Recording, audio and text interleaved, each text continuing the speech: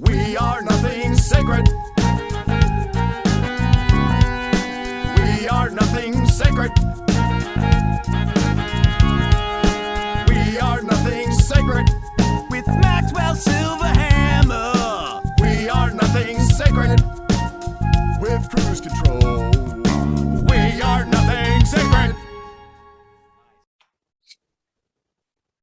Oh, yes.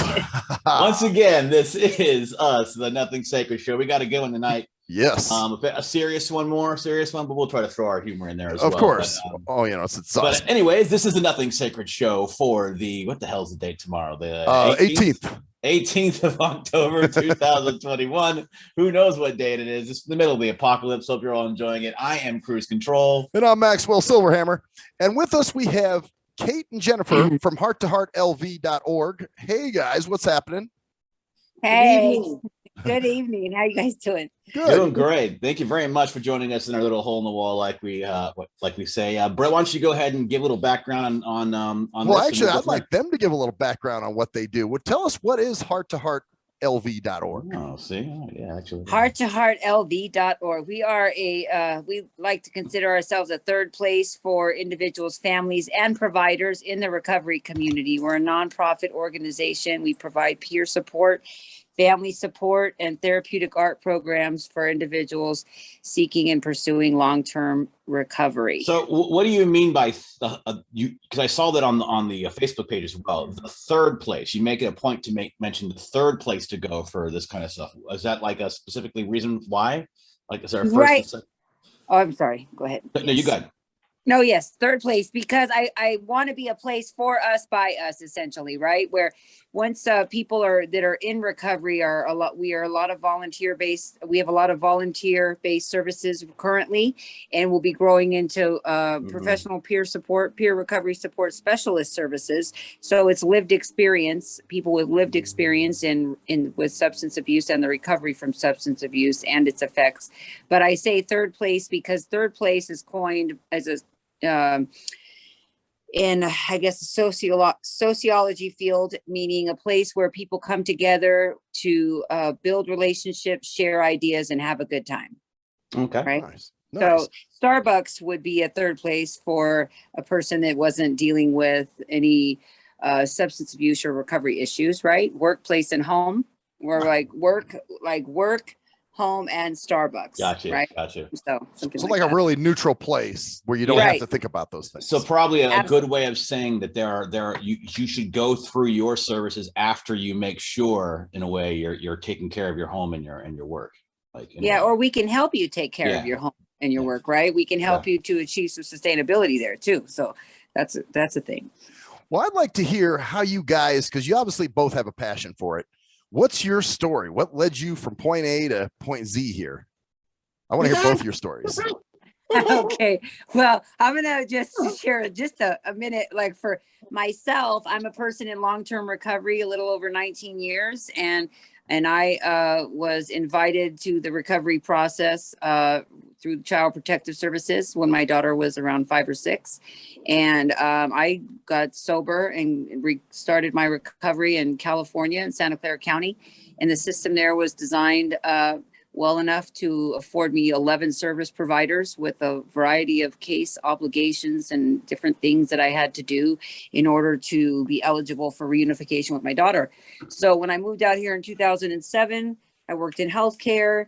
I found myself advocating for families. I decided I wanted to do it for families that were still struggling in the community with their own family, individuals, right? And because I did a lot of volunteer work in the recovery community and in the churches. And then it just kind of happened that there was an opportunity through being let go from a variety of family service agencies because of really wanting to meet the need that I was seeing with the person that I was meeting with, that they needed some help and support with the substance abuse issue, or none of the services that we were offering, providing, or referring them to were even going to be achievable. So I just decided that there was a need for that. And I wanted to find a way that we could help to meet that need. So do you mind saying what your drug of choice was? Oh, my drug. If I could smoke it. No, my drug of choice. I initially was alcohol. I loved alcohol, and I used crank. Today it's meth, but back then it was crank. And then or Adderall. Yeah, I guess Adderall, that's your thing. I wasn't a pill popper. I really enjoyed all of the. Well, my point is that it's Yes. a form of amphetamine, is what it is. Yeah, People absolutely. don't And realize then that. You're absolutely right. And I didn't even know anything about that stuff back then. I did cocaine, and then I learned how to cook it. And so then I could smoke it. And I ended up, that's what brought me in. Wow. Yeah. And Kate, what's your story? Well, I will say this. Before I tell you my story, let me tell you that I met Jennifer about 4 years ago. And she had started this Heart to Heart thing. And we met because I throw paint parties for crazy unicorns and peculiar people. I do therapeutic art workshops for people in prison or, in and around recovery. Nonetheless, this woman has created and sustained, which is remarkable in and of itself, with the pop-up, nonprofits all around the county. This woman has sustained it for the last 4 years out of her own pocket, single mom, working 2 jobs, blah, blah, blah. So, it's not easy breezy. You say, how did you get to this? Her passion goes beyond passion. I kind of lucked into it, just like I lucked into sobriety. So let me explain this. Jennifer did the work, 19 years with the step things and all of it. And, doing inventory, my God, why would I want to do that? Okay. So I was very, very blessed. I will not say, and another thing I appreciate about Jennifer is she allows me to be me. This is all pathways. You got to do what you got to do. Just stay sober, reduce harm, restrict, whatever. And so I come to it because I was with 22 years. Let me put it this way. I was a proud member of the Las Vegas Metropolitan Police Department for 22 years of the family. And I was a guest for 2 days. And I got to tell you, it was not fun. But in those 22 years, if you're starting back in the 60s, 70s, and 80s in Vegas, it was fabulous. It was like the best of times and the worst of times. Yes. Yeah. So given that I am from an Irish cocktail waitress mother and an Italian crooner liquor salesman father, what are the odds that I might, drink? And then and then I started with the Metropolitan Police Department right out of high school. So I was 17 years old. And what did we do? We went out and drank. And out to Red Rock Canyon or out to Charleston. Oh, dude! Oh my God! Yes. See, we're both natives too. We both went to Western. Yeah. And I was a little older. So, I bought the booze or my dad. I just steal it from the bar in our house. And so, but I didn't have a drinking problem. Don't you understand? And then when I was around all that quasi-military, the guys would go out for a drink. And then I got involved in upper management and in politics. And that's what you did. And if you didn't keep up, man, you just couldn't keep up. And so as a result of that, and then all of a sudden, when my sheriff retired and I retired, nobody told me you couldn't keep doing that stuff. So, what I will tell you is this. I will not say I am anything other than a perfect child of God, and I get perfect every day, more perfect. However, I will tell you that I have an allergy to alcohol. I break out in handcuffs. So, thank you, laugh on cue. I love it. The little sign went off, right? So here's what happened for me. I had a life-changing situation with someone that I loved more than my existence. And I said, you know what? Look, now I believe again in all pathways to a one God. Mine happens to be Jesus. I love me some Jesus, and I like being able to talk to someone, and I don't feel like interrupting the one, you know what I'm saying? So I'm saying to Jesus, look, if you will do this for me, if you will take away my desire for alcohol, I'll do the rest. And I'm not even asking for you to fix this situation, because whatever's going to happen is going to happen. Right. I don't deal in years. I deal in moments. And I have been sober for a lot of moments now. And I walked out of that hospital, and I swear to you, I have not had a desire in my life to have a drink of alcohol.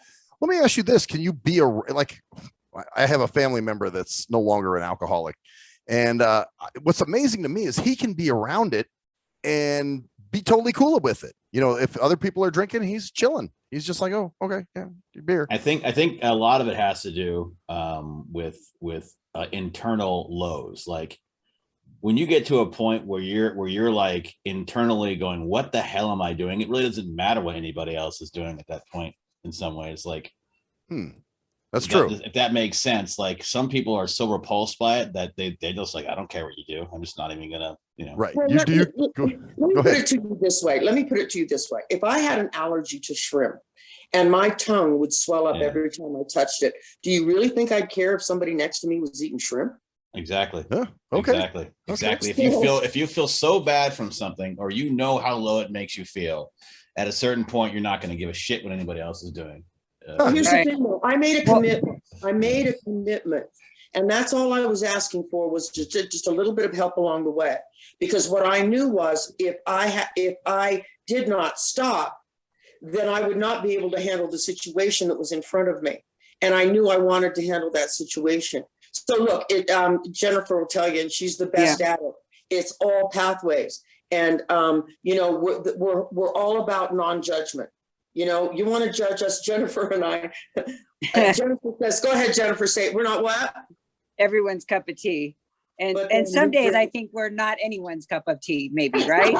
but we'll say that too. But I think that, you know, that's why all pathways is so important, because not everybody has that obsession over the alcohol, right? And so there is the separation from the alcohol. It's why we ask that when people come in and that they are not under the influence per se, you know, if they fall in our door, but we're clear that in order for anything to kind of be accomplished, your mind needs to be clear, at least for that present moment, right? Yep. And so, I mean, and for, you know, we talk about harm reduction, we talk about all pathways. Moderation is considered a pathway as well. Somebody might just need to have the playing field leveled for themselves and get their job and kind of have the opportunity to change some coping skills and change some communication patterns and behavioral patterns. And there is a lot of different ways. There are a lot of different ways, you know, cognitive behavioral training. But for the people that you might find in a 12-step program, it is described in the literature about, because I am an AA baby,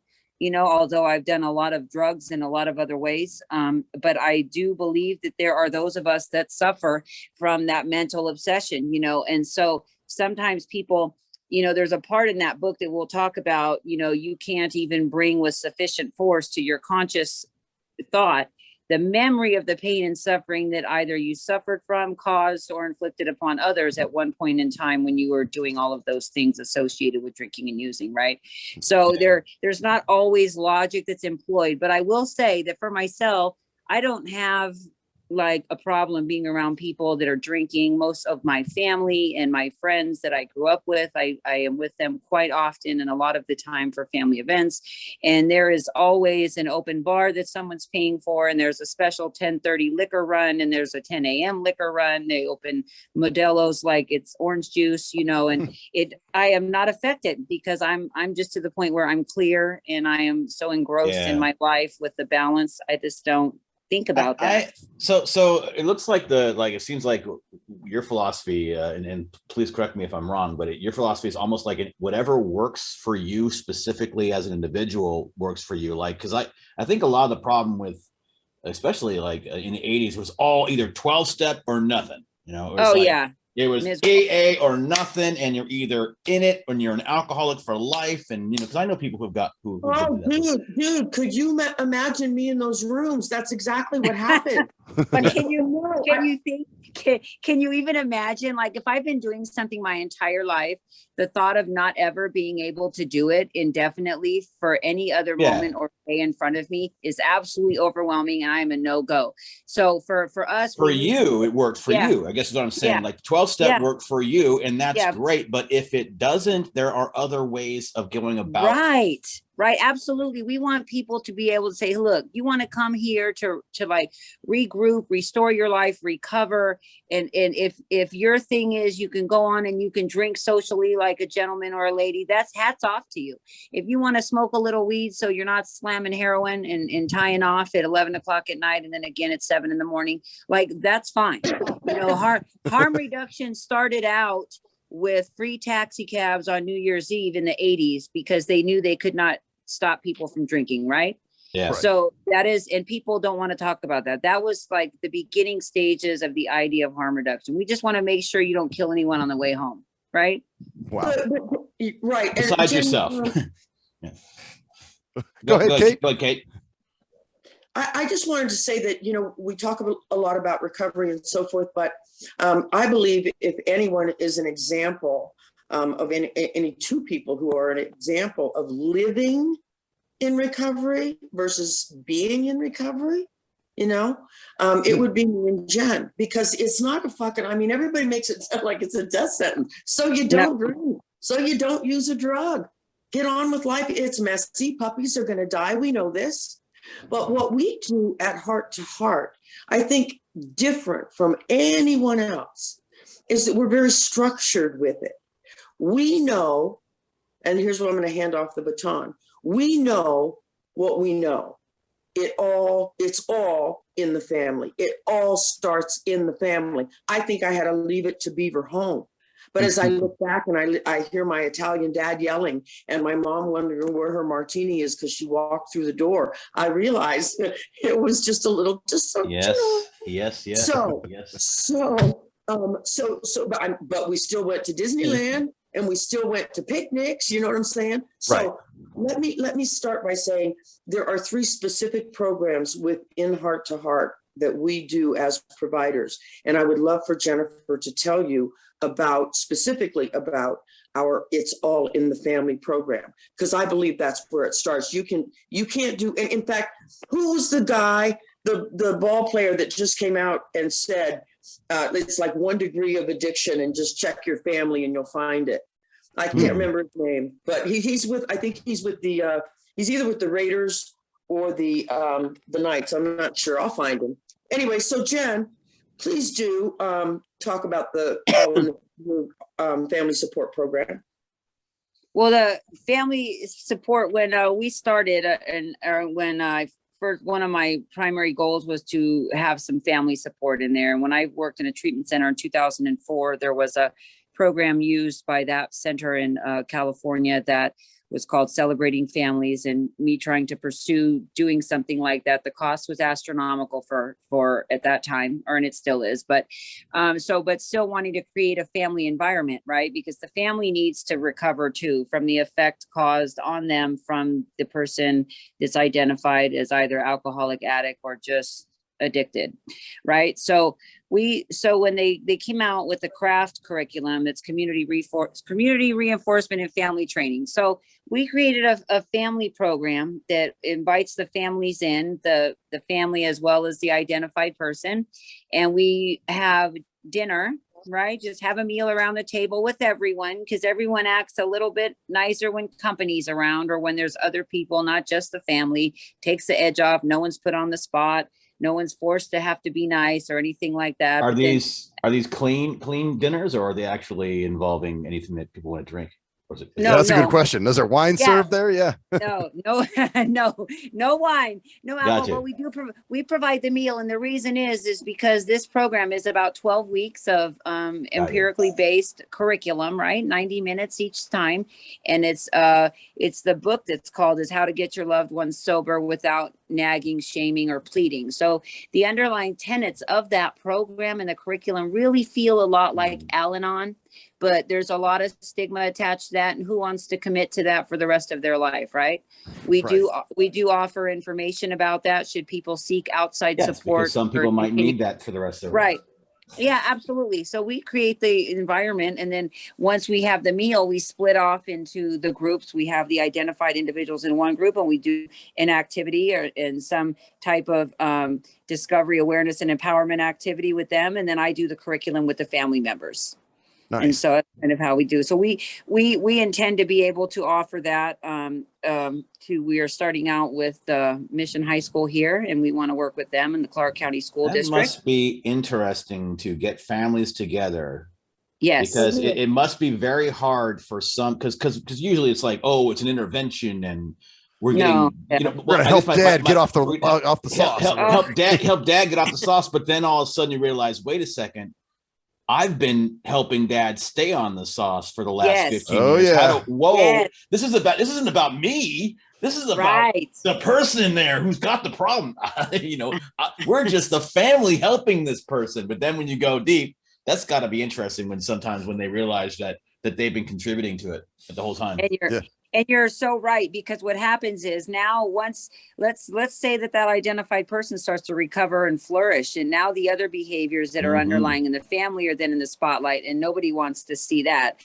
I can tell you, how many times did my mom yank me to the doctor for a drug test and then go to counseling, and then the therapist wants to talk to her and she yanks me right out of there back to the car. Or even the Thanksgiving dinner when, hey, you're doing great, you're not gonna have a drink.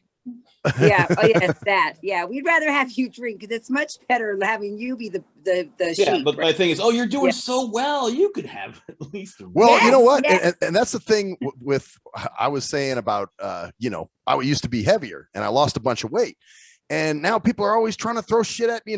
You want dessert? You want this? We got cookies in the break room, and I'm like, get the fuck out of here, man! I don't want that shit. Right. Right. You're almost getting mad about it. It's almost like part of the reason why there's that stereotype about the clean person who just gets all uppity is because they're just tired of being that person. Probably. Yeah. And they're tired of being prodded. They're trying to get on their track, and it's like, it's interesting how that family dynamic is, because the other family thinks that they're helping that person by taking them to your services, but then they realize, wait a second, we're in this together. We might be the incubator for this, in the, what I'm saying? We might be the reason why this person is drinking all that much, because we do it too. You guys are awfully familiar with these little scenarios here. So we've been around. We've been there. We've been around it. We've been all kinds of stuff. So well, I recognize what I have to deal with. So I'm dealing with it myself. And and look at me, I am an enabler, right?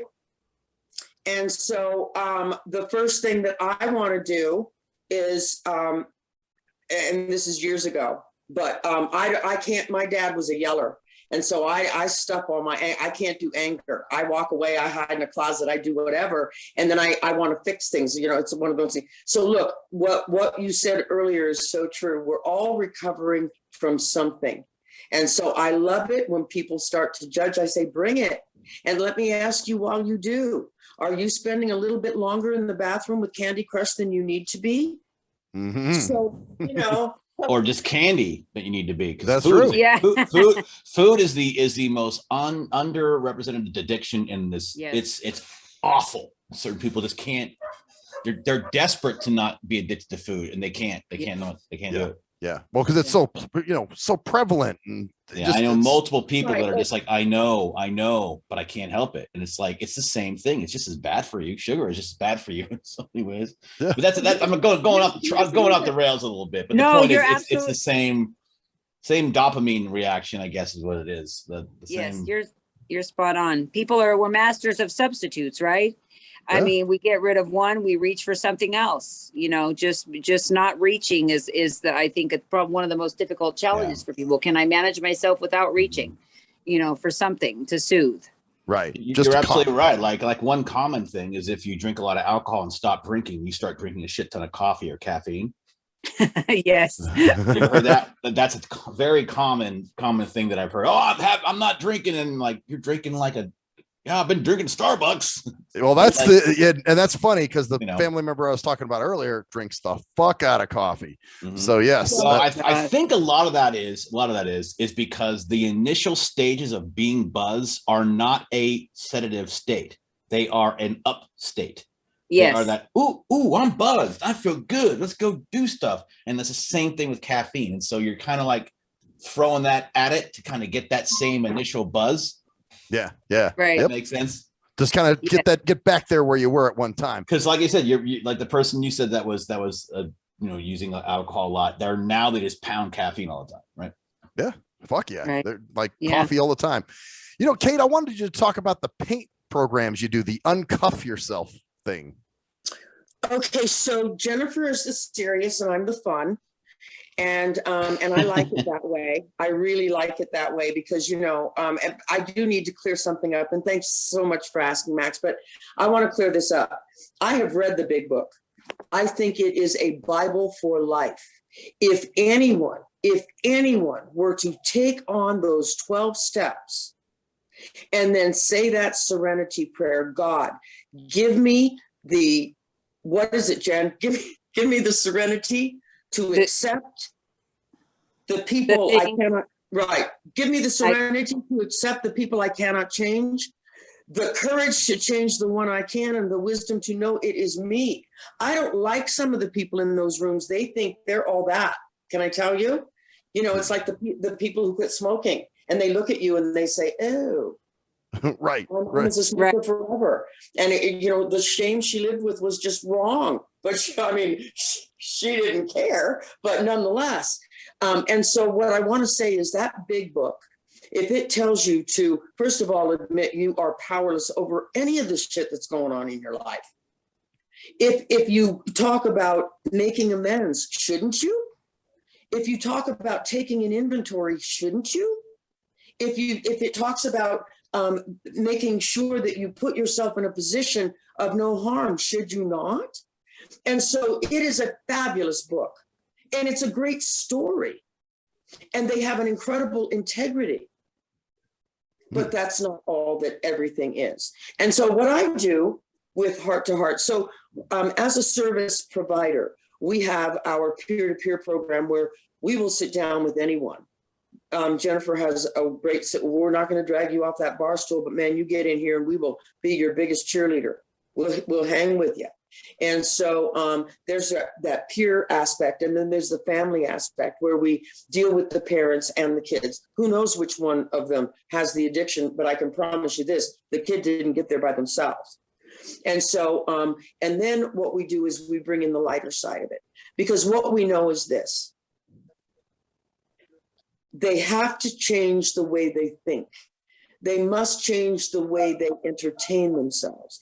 They must change their opinion of themselves, their worthiness, their ability to do this.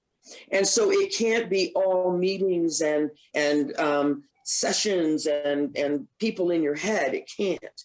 So what we do with Heart to Heart is we help people women and men and children, young people in crisis. We help them to remaster their lives and uncuff their inner artist. Now that's spelled KCUF, the K is silent, right? And so I will give you just a brief idea. First of all, when they enter the room, they smell sugar cookies, unless I'm working with eating disorders, and then I do celery. But so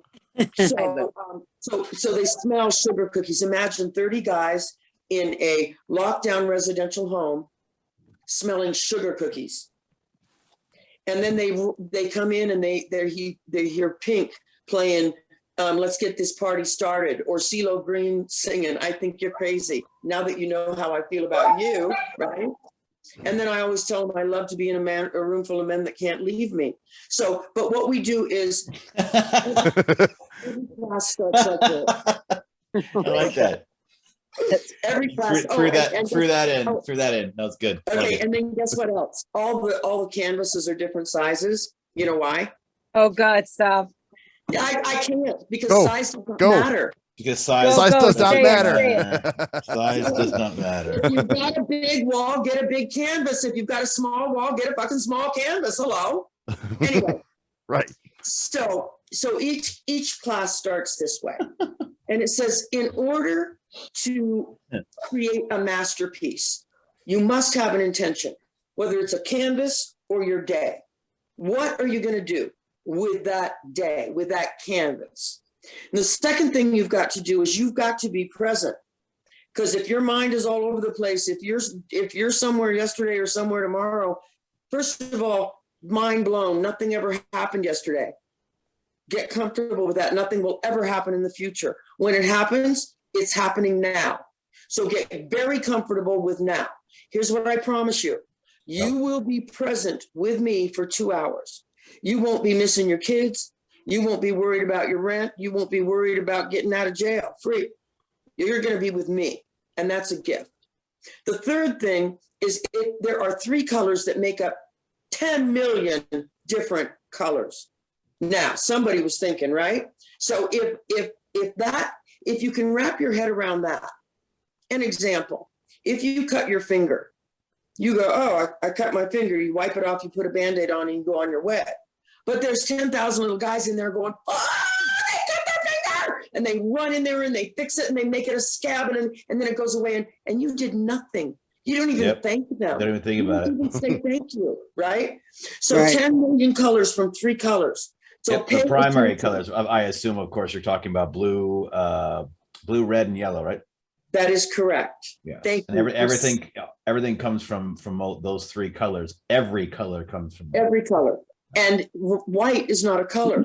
No. It is the absence of color. It is like the most boring thing that ever happened in life. And black is all colors. Black is all colors mixed without care. Yes. Okay. So when you choose wisely, so I tell all my black friends in the room, and sometimes these guys are like 6'20", right? And I say, so I need all of my black friends to get over themselves because there is no such color as black. There are some amazing, magnificent browns, just some magnificent browns and bronzes. And some also some decent beiges as well, too. Some. Yep. Yeah. It all comes together, right? Yeah. Yes, exactly. And that's my next line, because I say, and then there's some like tepid little yellows and beiges and pinks. So my white friends really need to get over themselves. Anyway, the point is that choose wisely, make wise choices. And finally, you've got to pick up the brush. If you don't take action on the things that you have intended and the choices that you've made and being present, ain't nothing going to happen. But before you do any of that, believe me how important this is. You must pour, let's get back to the coffee. You must pour your ego a big cuppa. Shut the fuck up. A cup of shut the fuck up. Right. So at the end of every class, I give one of the guys a cup. And, Jennifer and I pay, we put a lot of money into this and we get very little out of it. But I almost hate to say that the knowing what we do and knowing the people that we've touched is it's almost there, right up there with the money thing. Yeah. So in other words, you're getting, it's not just about money. It's about what you're getting from it, basically. No, of course not. Yeah. But the reality of life is that you do need some cash. So why don't we just, we're going to keep going, of course, but obviously you can go to heart2heartlv.org and there is a contact donate us button and there. a donate button there. And that's, you know what? And just so you guys know, it's heart and the number sign or the number 2 heartlv.org. Yeah, heart2heartlv.org. Yep.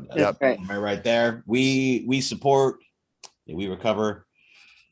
Very nice. Well, and Kate, you had a point there I want to go back to. You were talking about taking action, and that's what I want to ask about. Like cruise control, and I call them the human farts.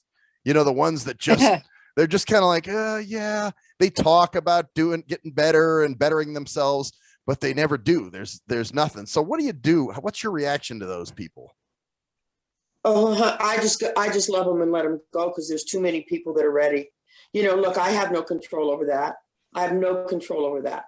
So all I'm here to do is say this. Life can be a part of live. Look, we talked about colors, and I always tell people, and so please, I know that you feel colors. When we talk about red, the vibration of the color red is love. The vibration of the color orange is passion. Think of a fire, please.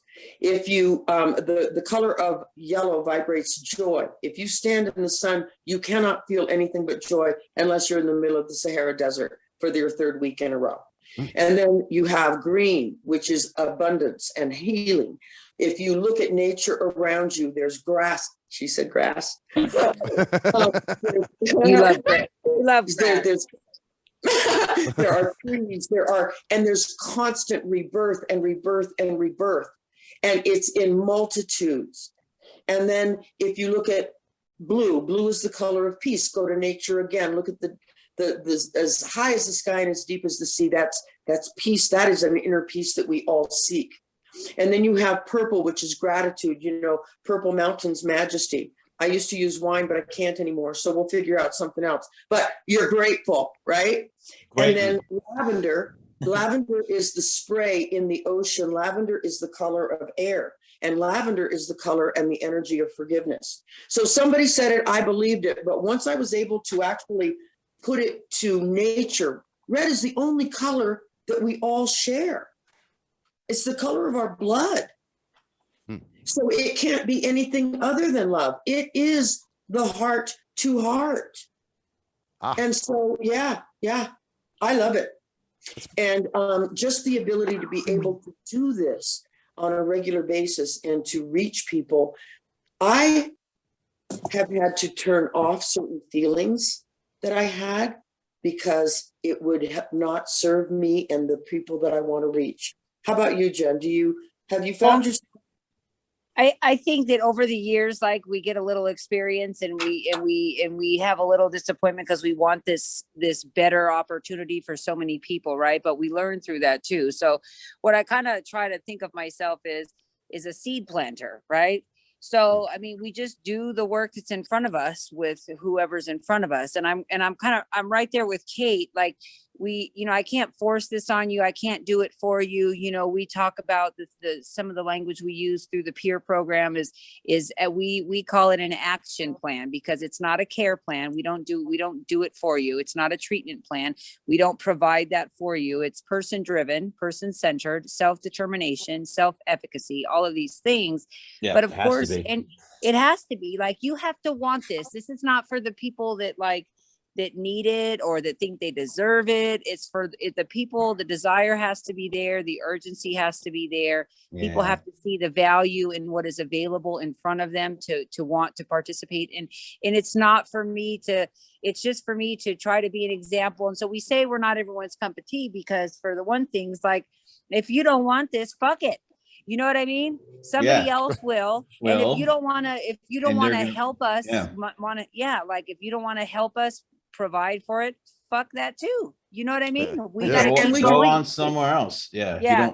So, and it's okay. And there's no harm, no foul. Like, I'm not mad. And if you come back in 6 months and you decide that you do, like, we'll still be here. Yeah. And it's good. And it's interesting because it's interesting how addiction works. Like it's not just about realizing someone. Like, most people who are, I know a lot of people are clueless, but most people who are addicted to something know they are. Yes. Yeah. And that makes it worse, because then it's almost like your shadow. I don't know if you ever heard of the term, the young shadow, or that part of yourself that's like fighting against itself. It's almost like it one-ups, like, wait, no. Oh, you're addicted now? I ain't stopping. So it's you're Mr. Hyde. Mr. Hyde. Well, it's like you're battling with yourself at that point, because the battle lines are drawn. Like, you have a problem. You need to stop something, but then half your mind is like, Okay, so guys, that's why I talk about the inner artist. Yeah. The inner artist says, are you really sure you want to do that? And the ego says, fuck yeah, let's do this, right? Yeah, like, Right. I'm in control. I got this. Yeah, I know what I'm doing. I can. And it becomes a power struggle. Let me tell you how insidious it is. I was sitting at the dinner table and my husband was in the kitchen and he said something that irritated me. And so I was going to say something. And my inner artist, her name is Grace. I encourage everyone to name her artist. My inner artist said, do you really want to do this right now? You're getting ready to sit down to a really nice dinner. And there's, this can, another day, is it really, did he push your button? And my ego said, yeah, he did, because he knows. Now I'm having this conversation while he's serving up dinner. I said, yes, because he knows not to say that. And he knows every time he says that, this is going to happen. So the inner artist says, but are you going to be bigger than that? And so forth. And my ego and my whole body, the energy shifted. My whole body relaxed. And my ego said, you know what? Yeah. I am going to be the bigger person, right? Yeah, but you don't want to bottle up things either. Wait a second. No. It was, believe me, no, you don't want to bottle up anything. Nah, but sometimes you need to shut the fuck up. Right. No, but listen to the next words out of my ego's mouth. My inner artist says, oh, that's great. Now look, we're going to have this nice dinner. We'll talk about it later when you're calm, right? Blah, blah, blah. The ego says, my ego, me, same body, says, well, then I guess I won because I didn't have the fight. I mean, the ego has to win every time. It's got to have the last word. Even though the inner artist was the one that talked her out of it, she's got to say, well, then I guess I won because I didn't do it. The ego has to make it seem like it was their idea. So, Yeah, absolutely. Absolutely. I thought of this. I fixed this situation. It was all me, Yes. Watch this. We speak to ourselves. We use 50,000 words a day to talk to ourselves. You are all three talking to yourselves right now as I am talking to you. Oh yeah, that's true. So it's funny because I say there's three of me inside of me in every given situation. There's like, Kate's ego and her inner artist. There's the me that knows about this recovery process and practicing some principles. And then there's the me that's like in there that's so used to doing things and responding to situations from the place that I'm used to responding to them from, or reacting, whatever there is, right? And then there's the me. And then, then there's the me that's like rooting for the one that I really want to win in spite of how I really want to respond, right? Like I want to do the right thing in like innately. I really do. Intuitively, I really want to. But there's still that part of me that's like, God, please, I just want the right side of this to win, because that other part of me is like, I just can't all the way concede sometimes, because there's still part of me that wants to open my big mouth. Oh, right? Yeah. Yeah. I think your ego should be called your Maxwell, because that's how I am. Because that's how he is. He can't help himself.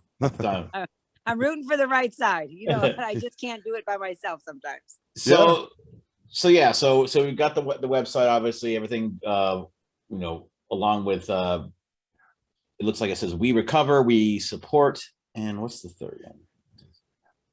We connect. We connect. Yes. Yep. Connect. Yep. So you guys have a men's and a women's group as well. So it's good. It's not just, it's balanced basically.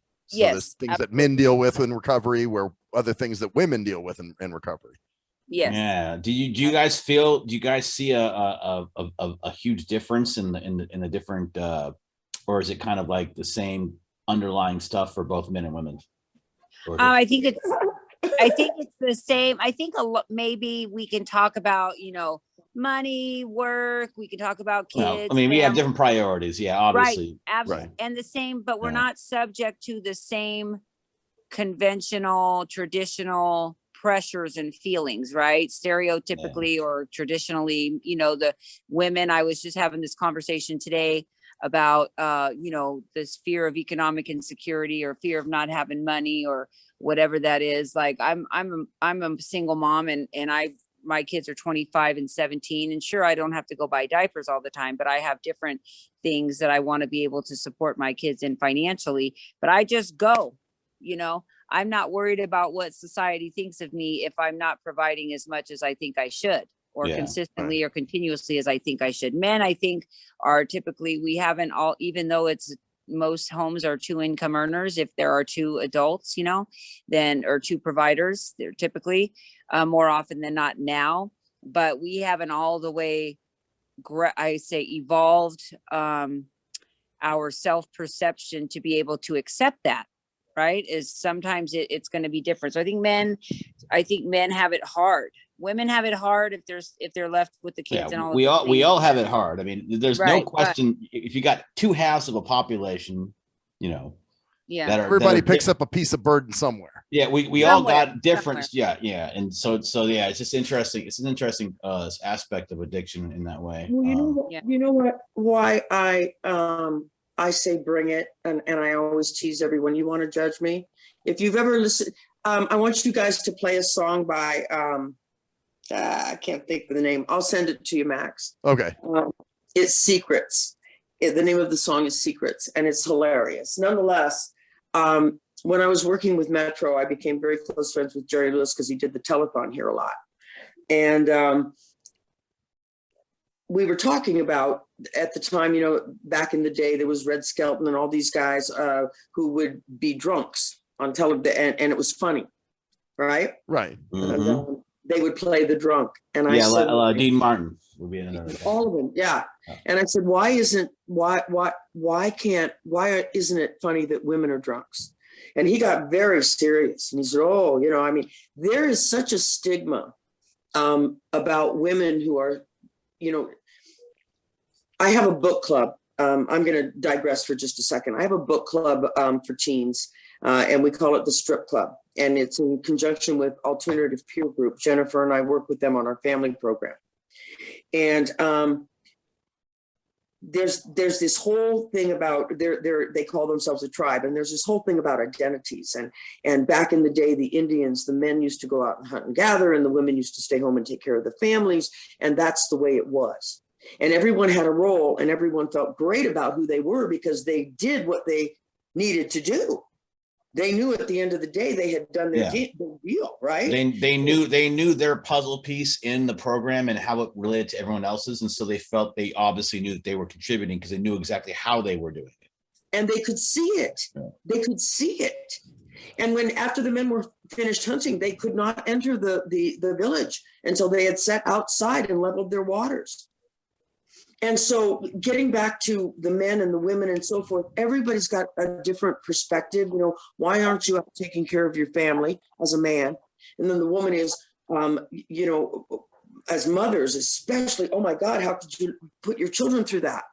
Right? Right. Yeah. Right. Or why aren't you home? And actually, if I might digress a little bit, because I think that was the low of flows for you, Jen, is that when you had issues with your daughter, when it was like, I'm taking away your daughter because you have no control over yourself, I would assume that was the moment you went, oh shit, right. fuck. Like, that's a blow to you. Like, I'm a shitty mother. That's more than just a blow of like I can't take care of myself, but we are taking away something that you created, and because you can't take care of it, and the reason you can't is because of that, and that had to have been pretty rough.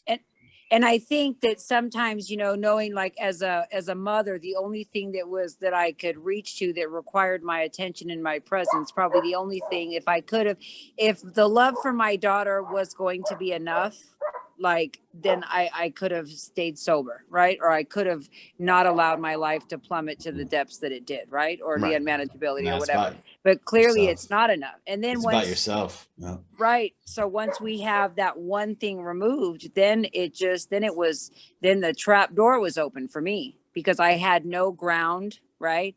No requirement that I would even try to meet, right? If there was anything left in me to meet. So yeah, it is a blow, because, you know, and even being, so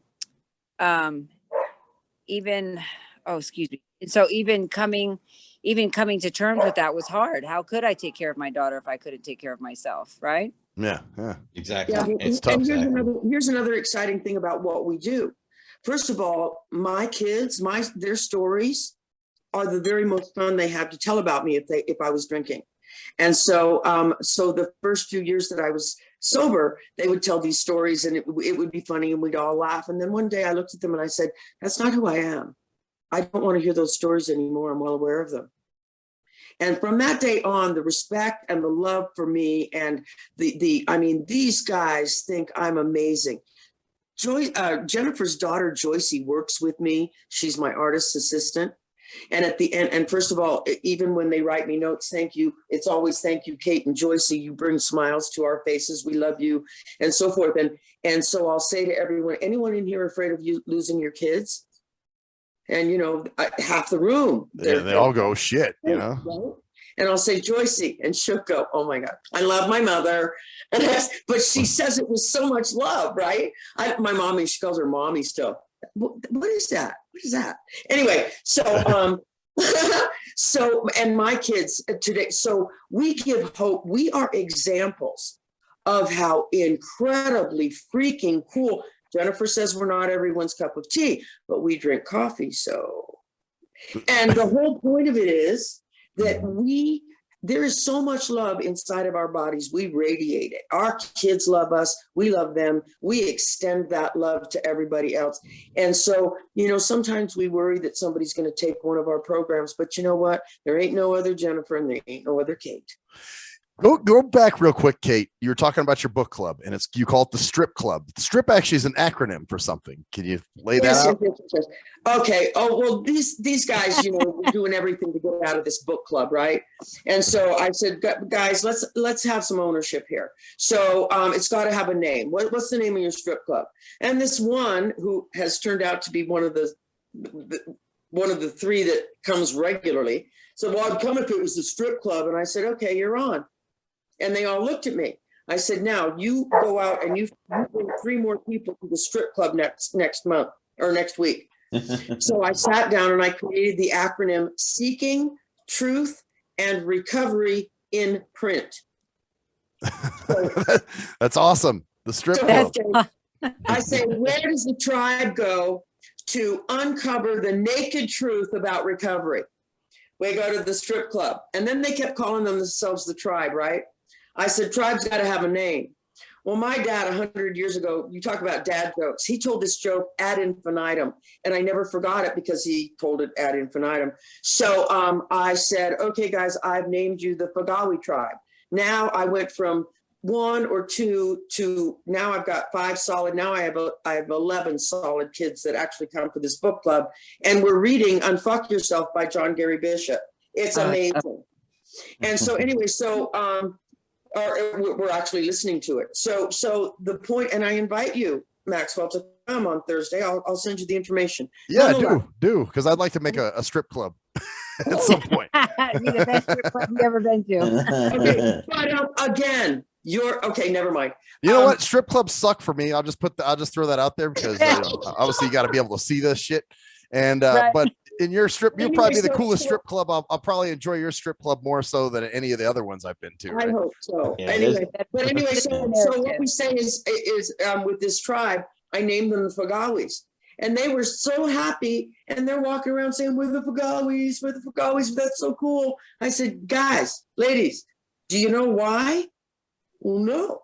I said, because you walk around most of the time saying, we're the Fagawi. And so now Where the it's, fuck are we? Yeah, we're the Fagawi. Oh boy. And with that. nice way to end it off. So again, guys, Yeah. are you on all social media platforms? They Like are. Twitter, They're definitely on Instagram? Facebook. I looked it up on there. And of course they had the website, which is Heart2Heart. So HEART number 2 HEARTLV.org. That's the main website. You guys can go there and find out more how you can help them out and I got get more involved. Facebook. So, and anything else you guys want to add? You got the Facebook page. You got We have Instagram. I do say that I am not as consistent on Instagram, but I think I have finally figured out the magic there. So you can look forward to us being a little more consistent on that platform as well. Cool. Yeah. And I've got Heart2Heart, which is ART, the number 2 HEART. And there you'll see some of my paintings and some of my ramblings and, that kind of thing. But listen, I would invite both of you to a paint party, but no. Well, Cruise Control will be out here. When is that, man? In November? Sometime in November. Yeah, sometime in November. You'd be out here. So near Thanksgiving, which obviously means that's Uh-oh. Thanksgiving. Well, we would love to meet you.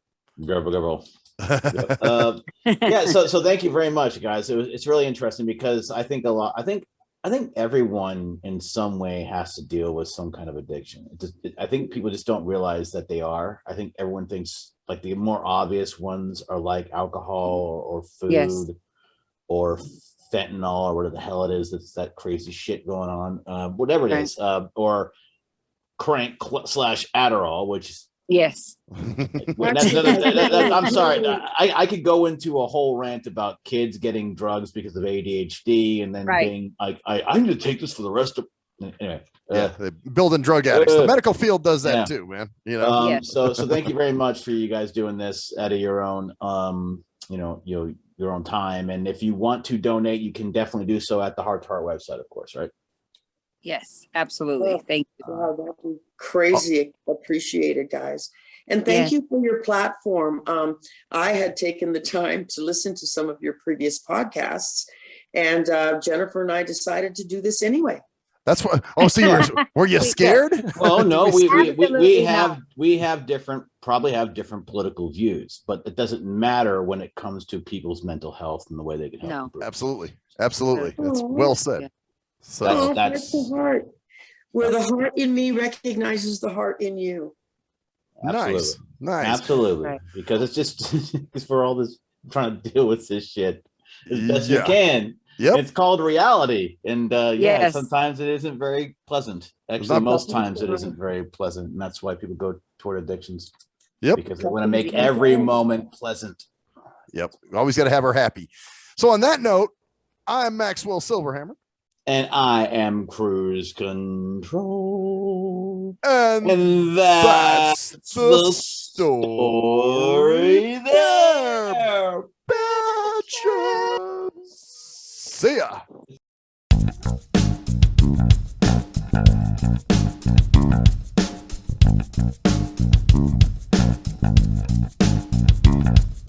We are nothing sacred. We are nothing sacred. We are nothing sacred. With Maxwell Silverhammer. We are nothing sacred. With Cruise Control.